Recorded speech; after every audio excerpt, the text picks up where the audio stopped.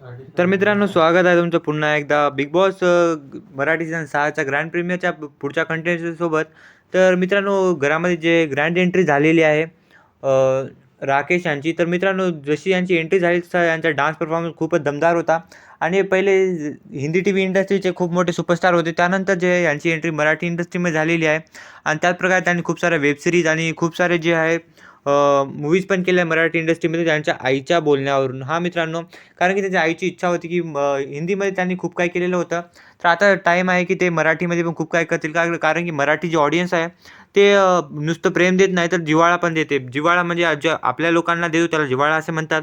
तर त्या सगळ्या गोष्टी जे रितेश दादांसोबत बोलताना दिसून आल्या.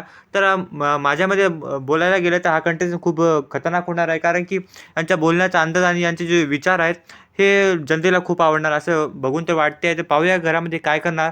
आणि राहिली गोष्ट दरवाजाची, तर यांनी जे आहे मेहनतीचा दार निवडला आहे. कारण की यांचे विचार पण सेम आहेत की जे मेहनतीने मिळवलेली सक्सेस असते ती खूप वेळा पण टिकते. तर पाहूया यांचं पुढचं. तोपर्यंत सबस्क्राईब करा.